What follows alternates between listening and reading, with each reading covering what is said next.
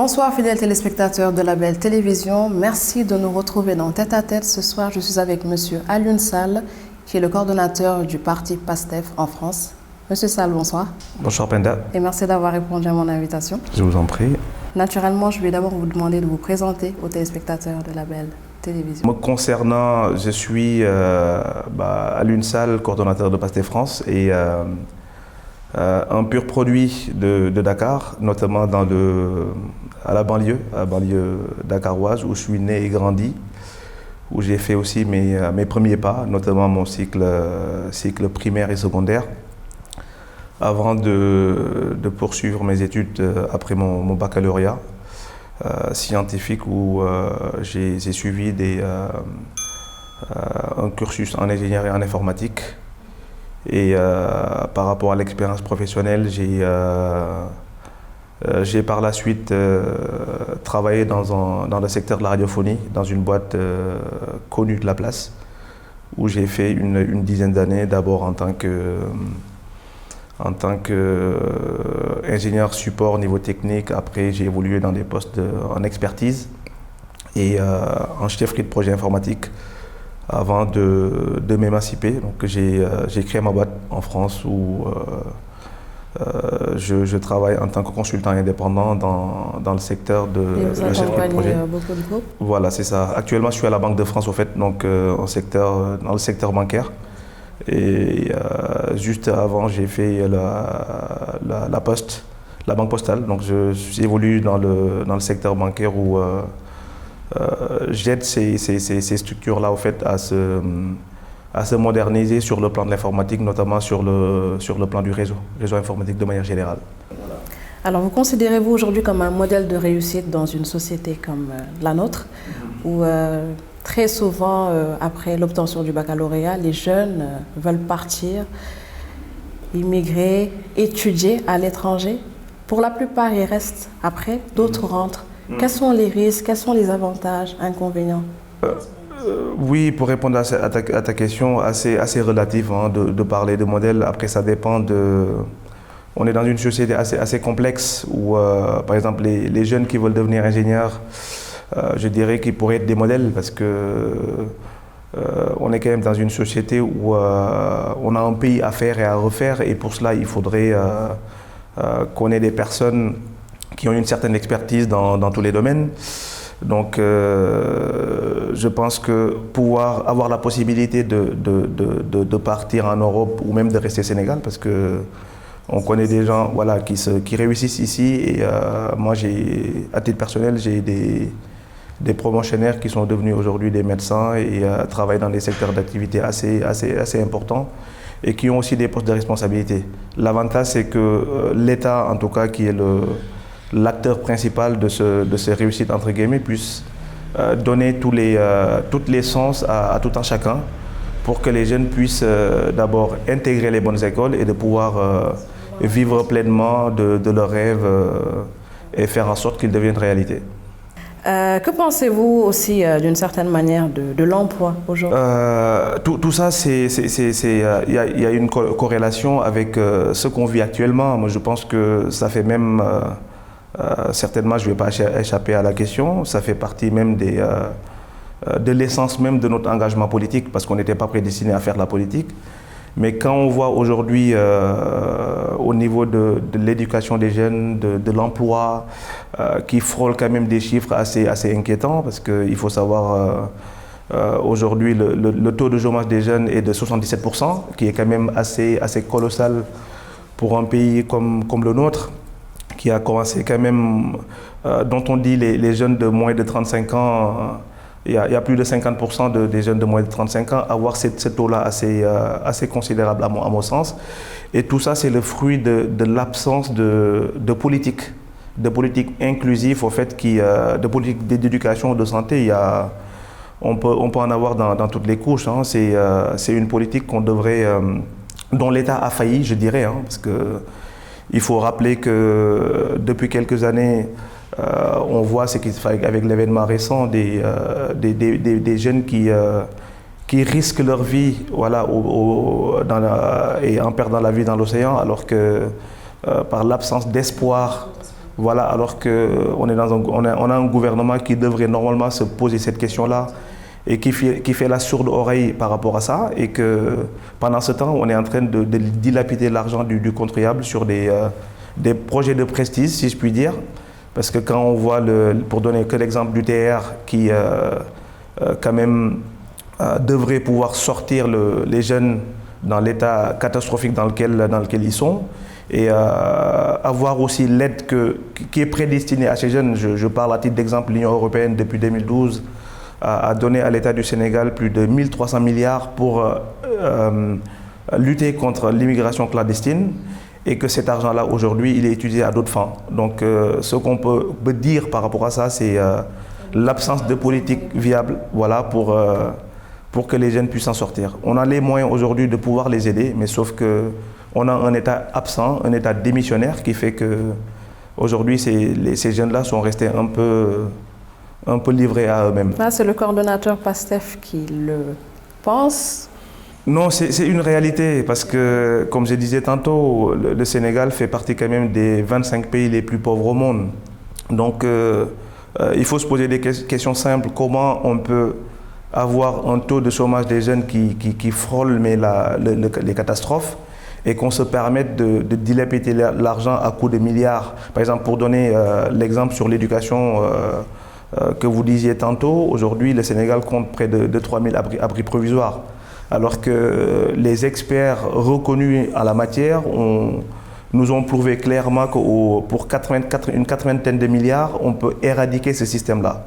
Alors que l'État fait de la sourde oreille, comme je disais tout à l'heure, et qu'on se permette de dépenser l'argent sur des projets de prestige qui sont loin des préoccupations des Sénégalais. Ben, je pense que c'est là qu'il faut mettre l'accent, et que tout Sénégalais, conscient des enjeux en tout cas, hormis l'aspect politique, devrait pouvoir le reconnaître.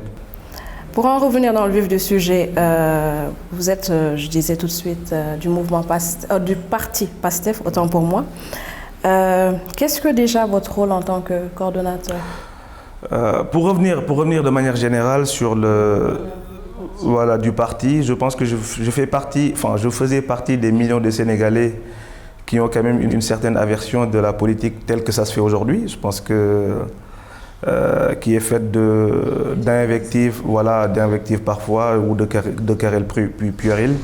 Et le fait d'avoir une personne telle que le président Ousmane Sonko, qui avait quand même un discours très rassembleur, qui sortait de ces carcans-là qu'on a connus depuis toujours, nous a permis d'avoir cette volonté, en tout cas, à l'accompagner, et de pouvoir avoir l'espoir que de faire la politique autrement est possible. Donc je pense que c'est ça qui sous-tend le fondement de PASTEF de manière générale. Et je pense qu'avec les actions même concrètes qu'on a posées depuis que PASTEF est dans l'échiquier politique le démontrent. Pouvez nous en citer quelques-unes? Dernièrement, le Némékoutour, certainement on va y revenir là-dessus, parce que, comme je le disais tantôt, les partis politiques, on sait comment ça se constitue au Sénégal. Depuis que le Sénégal, ce qu'on a toujours connu en tout cas, une personne qui crée son parti, qui a le droit de vie et de mort sur les militants, qui finance, et que PASTEF est revenu non seulement pour refonder la façon de penser politique, et de pouvoir aussi dire que faire de la politique autrement c'est possible. En tout cas, c'est ce qui guide nos actions au quotidien, et dans tous les domaines, on essaie en tout cas de faire preuve d'innovation, de faire preuve de faire la politique telle qu'on le conçoit en tout cas. Votre candidat Ousmane Sonko en 3 mots? Je dirais en 3 mots, Ousmane Sonko, le discours, parce que le parcours surtout, le parcours c'est hyper important, parce que quelqu'un qui a fait 15 ans dans une administration telle que les impôts et domaines, on sait comment ça se passe. Je sais qu'il y a plein d'ingénieurs impôts et domaines qui ont des valeurs de probité, de morale dont je citais tout à l'heure. Mais le fait de s'engager au détriment de ses intérêts personnels, je pense que, je ne dis pas qu'il est le seul, mais je pense que rares sont des Sénégalais de la trempe d'Ousmane Sonko qui sont dans des postures qui sont quand même assez, assez à l'aise, qui peuvent se permettent d'avoir une vie largement au-dessus de la moyenne sénégalaise et qui se sacrifient. Je pense que c'est le sens du sacrifice qui est quand même assez important, ce qui lui a valu d'avoir perdu son emploi et que par la grâce de Dieu, les Sénégalais l'ont élu député et faire en sorte de se départir du système qu'on a toujours connu, parce qu'on sait que nous, on estime que chez PASTEF, le goulot d'étranglement numéro 1, c'est le système. On a beau changer les hommes, si le système perdure, on n'y arrivera pas. Donc nous, le sens de notre combat, c'est de pouvoir se départir de ce système qui fait en sorte que, qui favorise en tout cas de manière même organisée parfois, tout ce qui est spoliation de nos ressources naturelles halieutiques. Tu donnais tout à l'heure l'exemple des jeunes qui prennent les pirogues. C'est l'absence de politique publique qui fait en sorte qu'ils puissent se retrouver dans le Sénégal aujourd'hui. Et tant qu'on ne se départira pas de ce système, je pense qu'on ne sortira pas de l'abîme dans lequel, ou même dans le gouffre dans lequel on est empêtré depuis la nuit des temps. La mission du candidat Ousmane Sonko, avant de revenir aux élections de 2019, on va commenter un petit peu le score, c'était 15%. 15%, oui, parce que il faut savoir que... C'était un bon score pour une première. Oui, pour un parti surtout qui avait 5 ans d'expérience, hein, parce qu'il faut rappeler que PASTEF, c'est un parti politique qui a été créé en 2014. Voilà, et on a même 2015 parce que notre récépissé, on l'a eu un an après. Donc ça a été, la stratégie première, c'était de vulgariser le discours. Parce qu'il faut savoir que les Sénégalais ont toujours été dans ce discours du messianisme, en fait, tel qu'on l'a connu sur les autres partis politiques. L'idée, c'était de pouvoir vulgariser et dire aux Sénégalais qu'on peut être Sénégalais et réussir dans ce pays-là. Donc c'est la vulgarisation, voilà, de faire en sorte que tous les Sénégalais se sentent concernés par notre pays, parce que, comme je l'ai dit tantôt, ce n'est pas des Australiens ou des Gabonais qui vont venir développer notre pays. Il faut une mobilisation de toutes les couches, de toutes les franges du peuple pour que le Sénégal puisse sortir de la situation dans laquelle il est. Alors quels sont vos projets futurs? Vous comptez vous représenter Effectivement, 2024, bien sûr. De toute façon, c'est un travail de longue haleine. Les locales d'abord? Encore est-il, il faudrait qu'on ait le calendrier républicain qui est quand même très bafoué par le gouvernement actuel, qui en tout cas est en train de saboter tout cet acquis démocratique qu'on a connu depuis le président Senghor. On a beau leur taxer tout ce qu'on veut, mais en tout cas, tout ce qui s'agit du bouleversement du calendrier républicain, ça n'a jamais posé problème au Sénégal. Et aujourd'hui, on a face à un président qui foule aux pieds, enfin, vous me passerez l'exterme, mais j'ai pas trouvé d'autres qualificatifs. Tous les acquis démocratiques et qu'une bonne démocratie devrait marcher en tout cas. Et aujourd'hui, on est un peu, je dirais pas livré à nous-mêmes, mais on va se battre jusqu'au bout parce que... Vous craignez un report des élections? Sûrement, parce qu'à 3 mois, les élections devraient se poser en mars 2021. Aujourd'hui, le calendrier, il est, enfin, je dirais pas inexistant, mais il n'y a pas de rétro-planning assez visible, parce que normalement, la loi dit qu'on devrait avoir les informations en avance de phase pour pouvoir se préparer. Aujourd'hui, on a l'impression qu'on a un dictateur qui se permet de fouler aux pieds les institutions en fait, de la République, et qu'il faudrait que des partis d'opposition forts comme PASTEF pour pouvoir se battre et puis faire en sorte que ces plannings-là soient respectés. Parlons de partis d'opposition. Le président Macky Sall a dissolu, on peut dire, l'opposition aujourd'hui. À part le candidat Ousmane Sonko, vous voyez qui d'autre? Écoutez, il y a, en tout cas sur les actes posés, nous on fera face jusqu'au bout. Hein. Il faut, s'ils pensent que le fait d'avoir acheté, et c'est pas péjoratif parce que c'est le mot, parce que quand tu vois des candidats tels que Idriss Seck pour ne pas le citer, qui avait dénoncé la politique de Macky Sall depuis 2012 et qu'aujourd'hui qui prétextant le Covid-19 comme pour justifier tout ce qui est les turpitudes qui sont en train de mener. Nous, tout ce qu'on peut dire, c'est que PASTEF, c'est un parti d'opposition radicale, républicain, c'est assez important, parce qu'on ne va pas aller à l'encontre de ce que la loi nous permet. Mais le président Macky Sall, on sera face à lui jusqu'au bout. Et en termes de tout ce que le droit nous permettra, on va jouir de tous ces droits-là pour pouvoir le challenger jusqu'au bout. Vous continuez ici à consolider vos bases ainsi qu'à l'étranger? Oui, effectivement. La diaspora a été les premières couches à adopter même le projet PASTEF. Parce que, à titre d'exemple, moi je suis aujourd'hui coordonnateur de PASTEF France et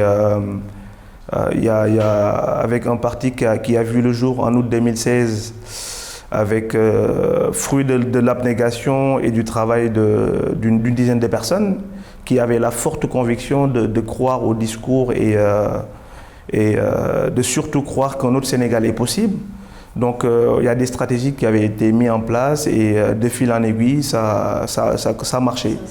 Et aujourd'hui, au-delà même de la France qui compte près de 3000 membres, voilà, il y a même partout dans la diaspora, la magie PASTEF a appris parce que souvent on a quand même face à une population instruite qui sont conscients des enjeux et qui pensent surtout qu'avec toutes les potentialités que le Sénégal regorge, on peut développer le pays si on a des dirigeants qui ont une certaine probité morale, d'éthique, etc.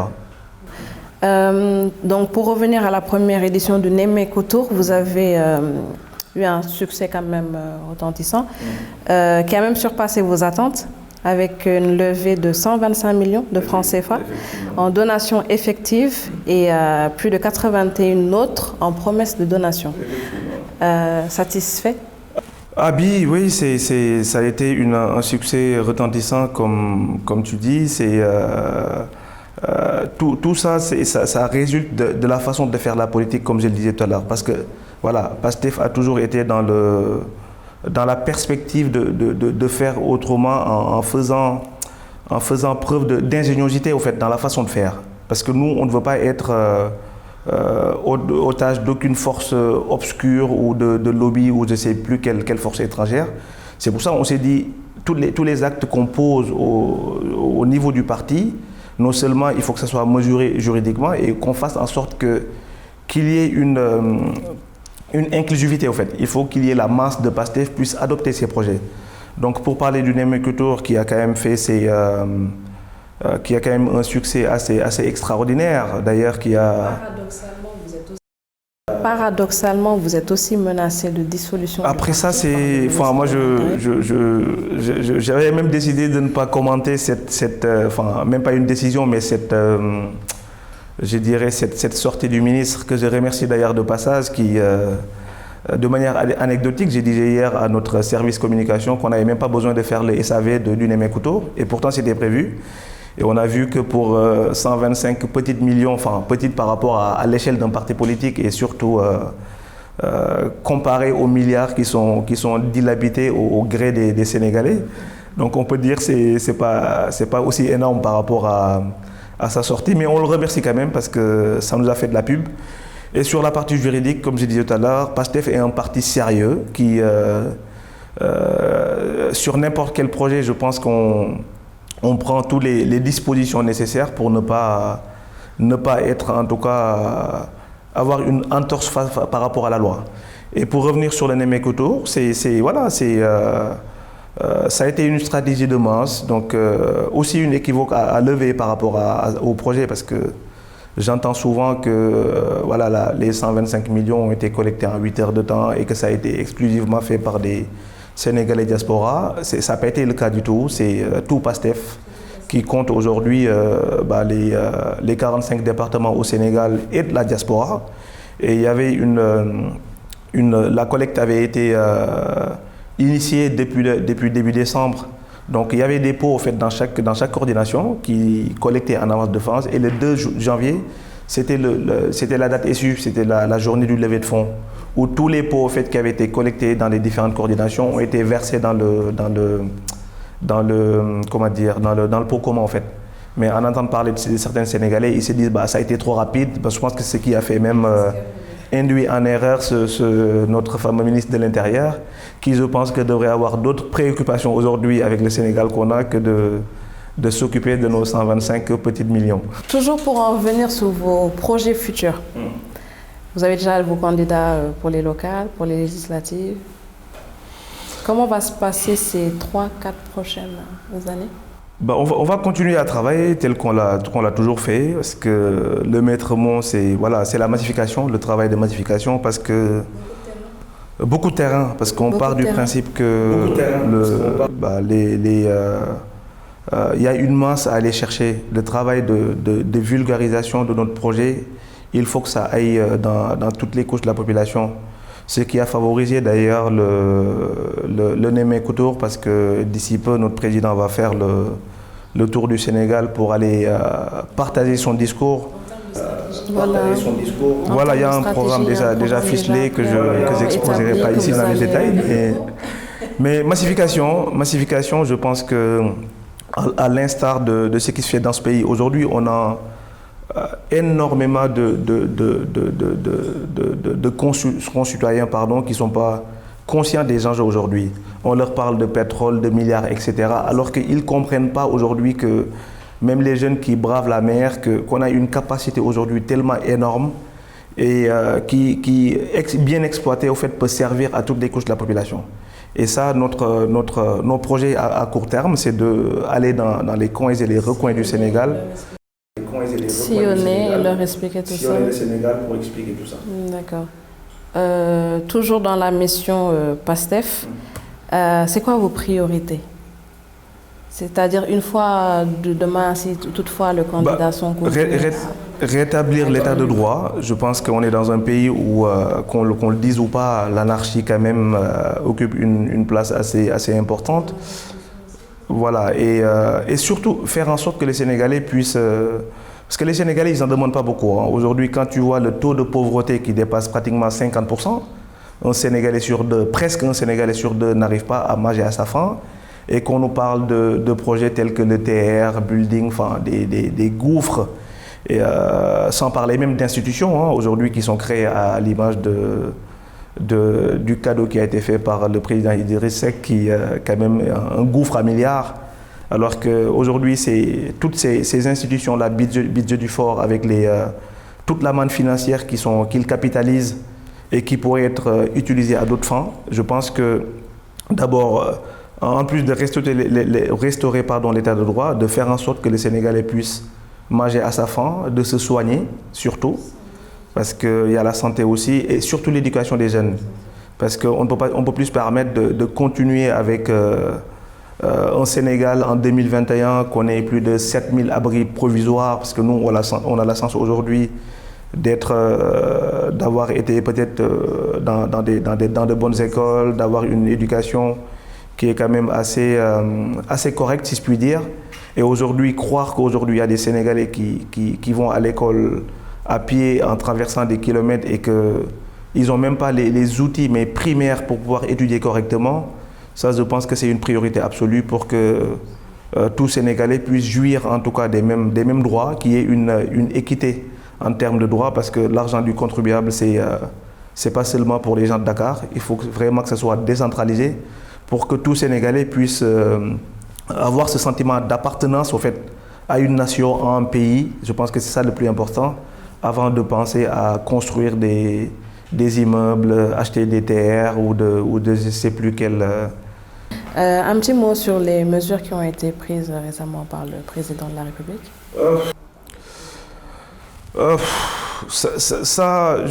Je pense qu'il y a un tâtonnement total depuis le mois de mars. On est dans un pays où le secteur tertiaire quand même est tellement énorme. On sait qu'au Sénégal, on vit dans l'informel, donc on ne peut pas prendre les mêmes mesures qu'un pays comme la France, pour ne citer que celui-ci. C'est quand même assez, je dirais, assez bizarre. assez bizarre. Donc, de toute façon, on a vu récemment que les dégâts que ça a fait au niveau des personnes qui vivent de l'informel et prendre des mesures comme ça sans prendre en compte des considérations de son pays, je pense que c'est faire preuve de tâtonnement et ça me surprend guère parce que le gouvernement du président Macky Sall a toujours été dans cette logique depuis qu'ils sont là. Monsieur Sall, votre mot de la fin? D'abord, Penda, remercier par rapport à l'invitation pour pouvoir exposer notre discours pour la jeunesse, parce que je disais tout tantôt que on est conscient, en fait, on a la ferme conviction, une jeunesse mobilisée peut déplacer des montagnes. Le Sénégal regorge tellement de potentialités que moi et Pastef disent aux jeunes qu'avec une mobilisation forte, on a les possibilités de pouvoir réussir dans ce pays-là. On ne le dit pas, c'est assez paradoxal. Enfin, moi, je ne suis peut-être pas la bonne personne à parler de ça parce que je vis à l'étranger, mais on sait que toutes les aspirations qu'on a pour notre pays, même de l'étranger, on essaie en tout cas de combattre pour que ces aspirations-là puissent devenir des réalités. Et on sait que cette jeunesse mobilisée peut avoir, en tout cas peut réussir dans ces pays-là. L'espoir qu'ils font dans ce pays-là, c'est possible. Voilà, il faudrait qu'il accompagne un projet tel qu'il est proposé par Pastef aujourd'hui, qu'on a la possibilité de recouvrer toutes les richesses qu'on a en termes de ressources naturelles, halieutiques, etc., pour que le Sénégal, dont nous aspirons tant, puisse avoir lieu. Et c'est tout à fait possible. Mais il faut y croire, il faut travailler en symbiose avec toute la jeunesse pour que le rêve qu'on a devienne réalité. Et je sais que si on s'y met, on n'a pas besoin d'aller en Europe. Je ne dis pas que c'est pas bien d'aller en Europe, mais en tout cas, voilà, mais éviter les pirogues et toutes les potentialités qu'on aspire à trouver ailleurs, on peut les avoir dans notre pays. Tout à fait. Merci. C'est moi qui te remercie. Merci de nous avoir accompagnés tout au long de cette émission. Alors, quant à moi, je vous donne rendez-vous avec un prochain invité dans un prochain tête-à-tête. Merci.